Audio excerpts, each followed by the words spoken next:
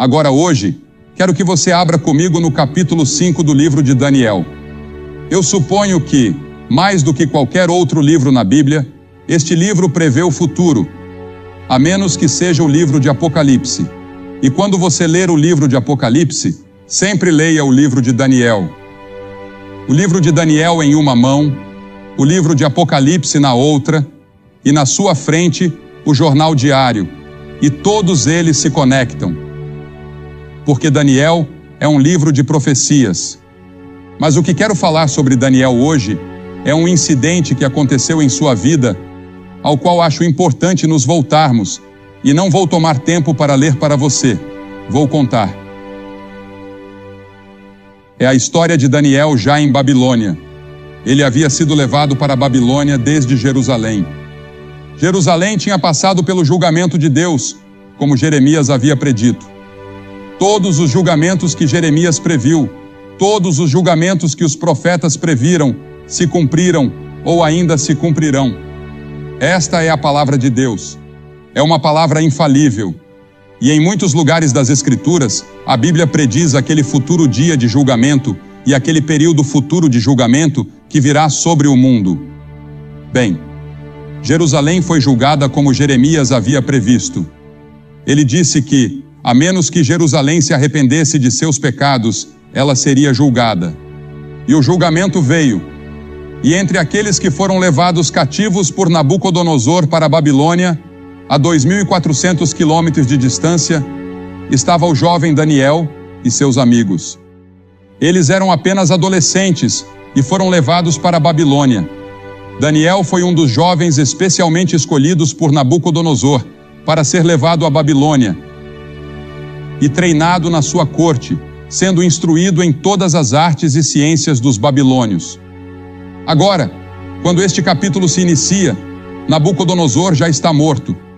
Daniel tinha sido amigo, profeta e primeiro-ministro de Nabucodonosor, o grande rei.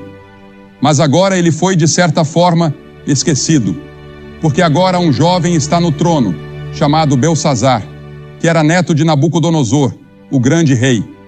Naquela época, Babilônia era o maior império do mundo, era a nação mais poderosa do mundo, era a nação mais rica do mundo, e a Bíblia retrata o rei Belsazar como jovem, rico, poderoso, mas ao mesmo tempo egocêntrico, arrogante. E a Bíblia ensina que Deus odeia o orgulho. E Jesus diria anos depois, em Mateus 23, quem se exaltar será humilhado.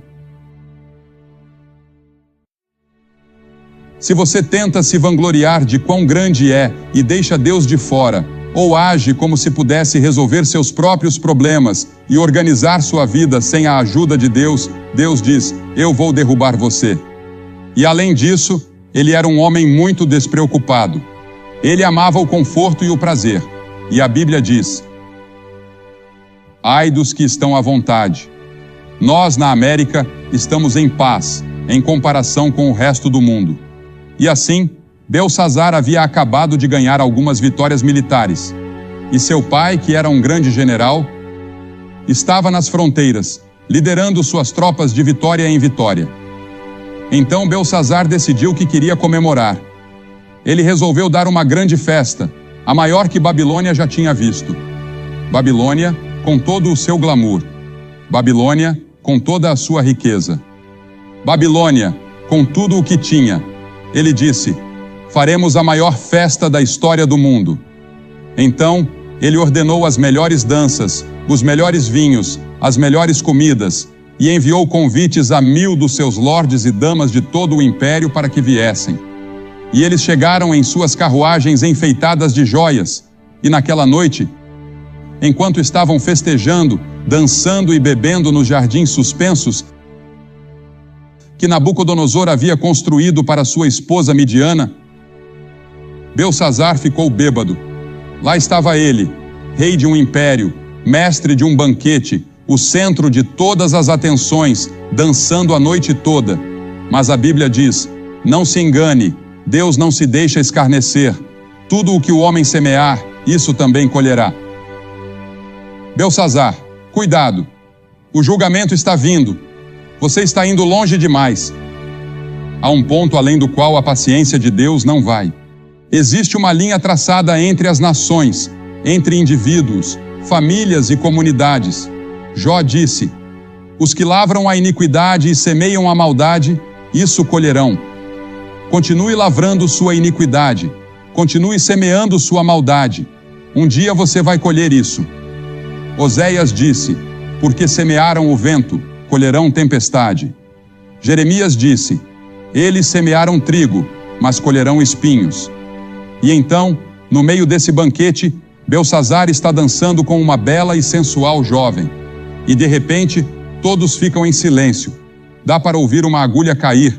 Seu rosto fica pálido. A Bíblia diz que ele começa a tremer. Porque lá na parede, uma mão sem braço começa a escrever. E todos sentam ali, tremendo, se perguntando o que era aquilo, que coisa estranha era aquela. Belsazar tentou ler. Ele não conseguiu entender a mensagem. Então disse: vamos chamar os astrólogos, os adivinhos, os caldeus, vamos chamar os magos, vamos chamar todos os que podem interpretar esse tipo de coisa.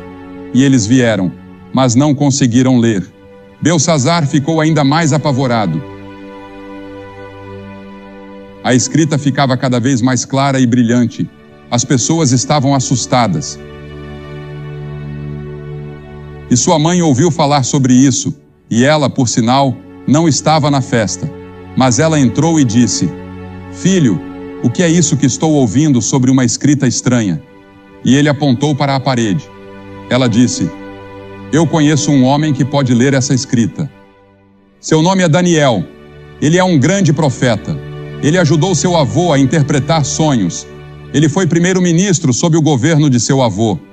Ele tem vivido uma espécie de semi-aposentadoria. Talvez você não o conheça. Mandaram chamá-lo, e ele veio.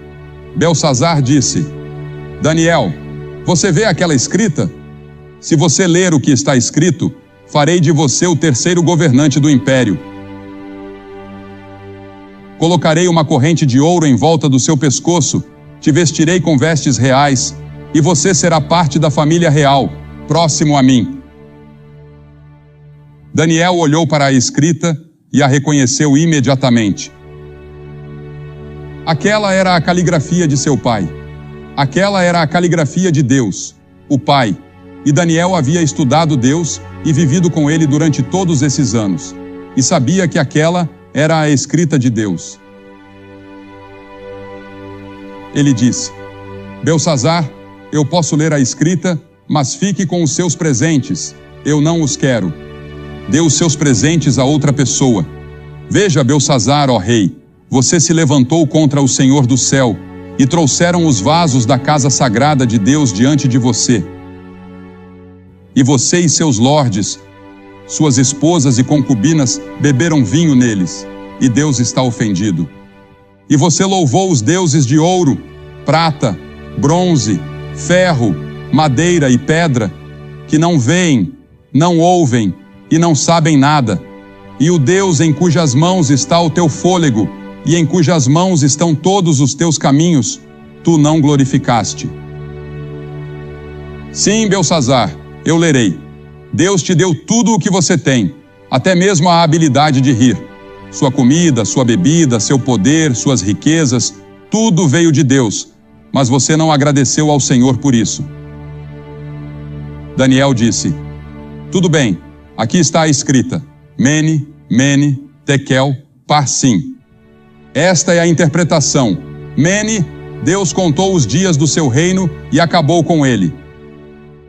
Belsazar, você acabou. Seu último dia foi vivido nesta terra. Tekel, você foi pesado nas balanças de Deus e foi achado em falta. Parsim, teu reino foi dividido e entregue aos medos e persas.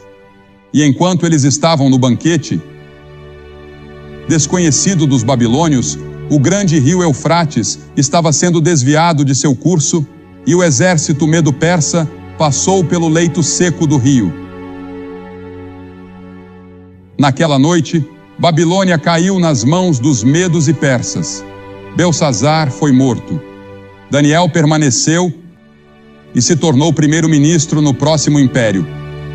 Ambos os impérios o respeitavam por sua sabedoria, sua fé, seu propósito e sua piedade. Será que Deus está escrevendo na parede da América hoje à noite? A palavra mene também significa lembrado. Deus se lembra. Deus se lembra dos nossos pecados. Deus vê nossa pornografia. Ele vê nossos filmes obscenos. E Ele vê esses novos filmes que estão sendo lançados, zombando de Jesus Cristo. Ele vê nossas mentiras, nossos enganos e nossa corrupção que permeiam toda a nossa sociedade. Ele vê tudo e as Escrituras dizem: tenha certeza de que seu pecado o encontrará. Mas Deus se lembra de outra coisa também. Ainda não é tarde demais. Deus se lembra de esquecer. Quando qualquer grupo de pessoas, qualquer nação, se arrepender de seus pecados e se voltar ao Senhor, Ele perdoará seus pecados e curará a terra. Essa é a promessa do Senhor. Em segundo lugar, Ele diz: foste pesado nas balanças e achado em falta. A Escritura diz: tu pesas os caminhos dos justos. O Senhor diz que as ações são pesadas por Ele. Todos os caminhos de um homem podem parecer puros aos seus próprios olhos, mas o Senhor pesa o espírito. A nação, o mundo, está sendo pesado hoje à noite. Você está sendo pesado nas balanças de Deus. Nossos pecados são grandes aos olhos do Senhor e estamos sendo pesados em suas balanças. Muitos líderes pensantes acreditam que a escrita já está na parede e que o julgamento já começou a acontecer. Mas Deus nos pesa como indivíduos. Como Ele vai nos pesar? O que está do outro lado das balanças? Veja, aqui estão as balanças. Aqui está você. E aqui está o que Deus usará para pesar você. Primeiro, Ele vai pesar você pelos 10 mandamentos. Como você se sai com os 10 mandamentos? Não terás outros deuses diante de mim. Não tomarás o nome do Senhor teu Deus em vão. Não cometerás adultério. Não furtarás. Não dirás falso testemunho. Não matarás. Todos esses mandamentos estão incluídos nos 10. E a Bíblia diz que se transgredimos um ponto, somos culpados de todos. Se você quebrou um mandamento uma vez na sua vida, é como se tivesse quebrado todos. Bem, você pode dizer: claro, já quebrei pelo menos 1 ou 2 deles, então você é culpado de todos. E essa é a razão pela qual a Bíblia diz que somos todos culpados. Essa é a razão pela qual Jesus disse: aquele que está sem pecado, que atire a primeira pedra.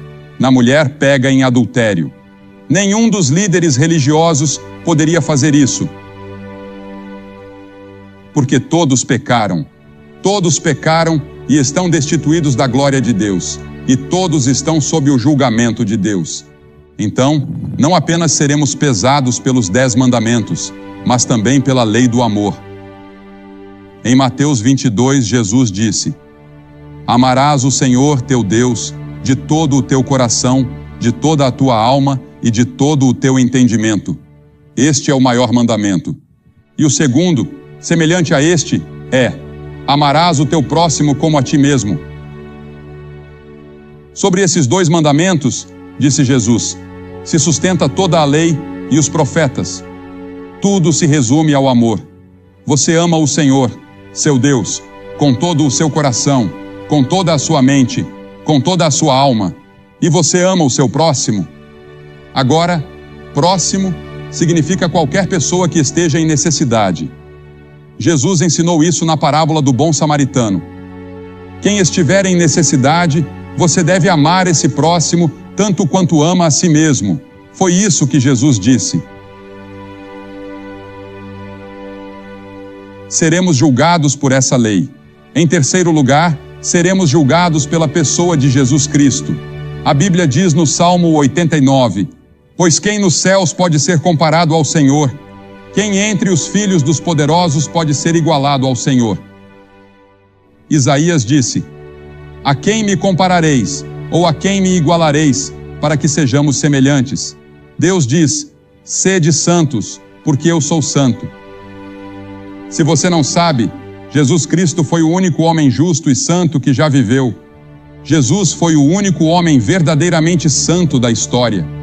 E se não vivermos como Jesus e não vivermos tão bem quanto Ele, estamos aquém do requisito e da expectativa de Deus. Você pode perguntar: Billy, quem no mundo pode viver como Jesus? Ninguém. E é por isso que todos precisamos reconhecer: eu sou um pecador. Deus vai nos julgar por Cristo. Ele vai nos julgar pelos 10 mandamentos. Ele vai nos julgar pela lei do amor, mas também vai nos julgar pelas nossas obras, aqueles pecados de omissão dos quais nem estávamos conscientes. Em Mateus 25, Jesus nos lembra: porque tive fome e não me destes de comer, tive sede e não me destes de beber, fui estrangeiro e não me acolhestes, estava nu e não me vestistes, estive doente e na prisão, e não fostes me visitar. E as pessoas dirão: Senhor, quando te vimos com fome, doente, nu, sedento ou preso? E ele lhes responderá: em verdade vos digo que, na medida em que não fizestes a um destes meus pequeninos, a mim não o fizestes. Isso atinge a todos nós. Todos ficamos aquém. Então Jesus pronunciou o julgamento: e irão estes para o castigo eterno, mas os justos para a vida eterna. Você pode dizer: Billy, estou arrasado. Como alguém pode ser aprovado? Não podemos. Jesus disse em Apocalipse 3, eu conheço as tuas obras, que não és frio nem quente, ou fosses frio ou quente. Assim, porque és morno e não és frio nem quente, estou a ponto de vomitar-te da minha boca. Ouça, muitas pessoas que você pensa que vão para o céu, não vão chegar lá. E em quinto lugar, Deus vai nos pesar pelas nossas oportunidades. A quem muito foi dado, muito será exigido, ele disse. Pense em viver nos Estados Unidos, com todas as suas vantagens. Uma igreja em quase cada esquina. Uma Bíblia em quase todos os quartos de hotel. Milhões de Bíblias disponíveis. O Evangelho pelo rádio e pela televisão. Pense em viver aqui. Ele vai nos julgar pelas oportunidades que tivemos. Pense na literatura cristã disponível nas livrarias. E não aproveitamos isso. A quem muito foi dado, muito será exigido.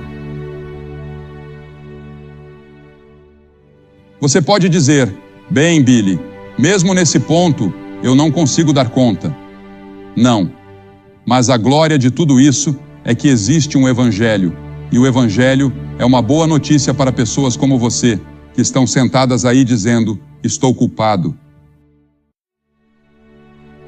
A boa notícia é que Deus enviou seu Filho Jesus Cristo à cruz para morrer por você. E Deus pegou esses seus pecados e fracassos e os colocou sobre Cristo. Ele se tornou pecado por nós. Agora, Ele disse que os justos entrarão no céu. Como eu vou conseguir essa justiça por conta própria se não a tenho? Sou um pecador.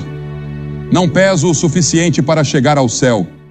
Mas na cruz, Cristo providenciou uma justiça para mim. Ele providenciou uma retidão que eu não tinha. E hoje à noite, sou aceitável a Deus, não porque fui bom, ou porque li a Bíblia, ou porque preguei para multidões de pessoas. Sou aceitável por causa de Cristo. Sou aceito no amado por causa dele. E esse é o seu privilégio neste momento. Você pode apropriar o que Cristo fez na cruz para si agora mesmo, e pode sair daqui pesando o suficiente para chegar ao céu. Pesando o suficiente para ter seus pecados perdoados. Pesando o suficiente para viver uma nova vida. Foste pesado nas balanças de Deus e achado em falta. Será que você foi achado em falta? A última palavra aqui é parsim, dividida. Teu reino foi dividido. Deus disse: Belsazar, estou tirando seu reino de você. Acabou. O julgamento chegou. É tarde demais. Será que Deus vai dizer isso para você? O julgamento está chegando. Será tarde demais? Eu conheço pessoas que sabem disso, aceitam e acreditam, mas continuam alegremente dançando rumo ao inferno. São como o rato que foi pego na armadilha e continua mordendo o queijo depois de ser capturado. Você ainda está mordendo a isca do diabo, mas já está morto no que diz respeito à eternidade. Eu acredito que esta cruzada foi realizada no momento certo, pela providência de Deus, no momento certo na história da vida de muitos de vocês. Pessoas oraram por você. Pessoas trabalharam e contribuíram para que isso fosse possível. E agora, este é o seu momento com Deus, para recebê-lo em seu coração, para ter certeza de que você pesa o suficiente.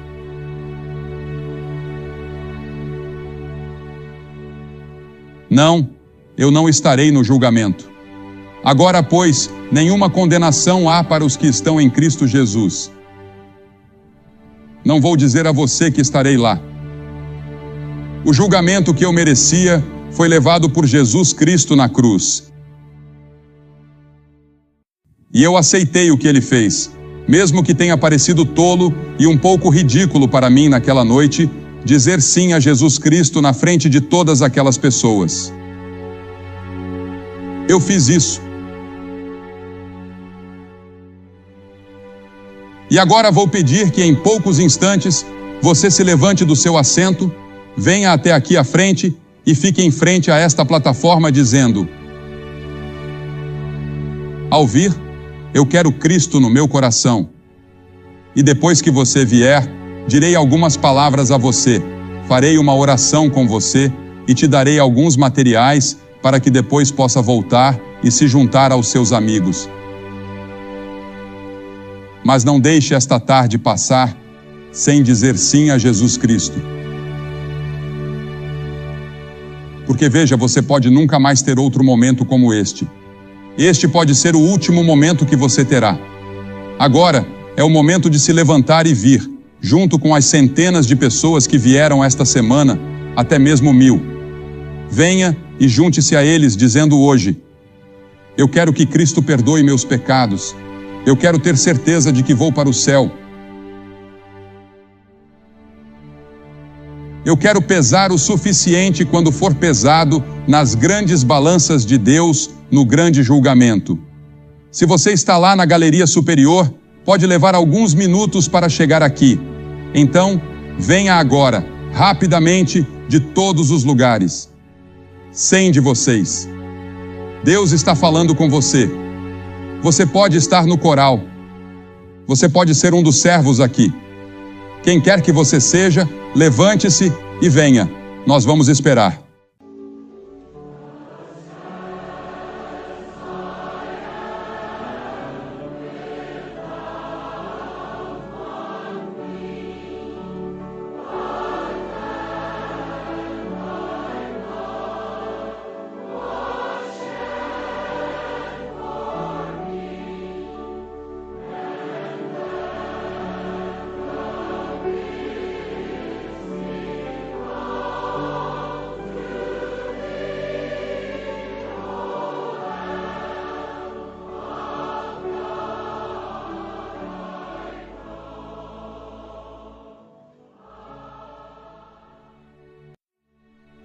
Como você pode ver pela televisão, centenas de pessoas estão vindo aqui em St. Louis para se comprometer com Jesus Cristo. Elas querem ter certeza de que seus pecados estão perdoados. Elas querem saber que pesam o suficiente nas balanças de Deus. Não, eu não acredito que seja tarde demais para os Estados Unidos se voltarem para Deus. Eu acredito que ainda podemos ter cura em nosso país. Eu acredito que podemos nos voltar para Deus e encontrar uma nova atmosfera se fizermos isso. Mas isso também pode acontecer na sua vida como indivíduo, pode acontecer na sua casa, na sua rua, na sua comunidade, no seu apartamento, onde quer que você esteja. Mas tem que começar com alguém. Pode começar com você, se você disser sim a Jesus Cristo agora. Espero que você faça esse compromisso.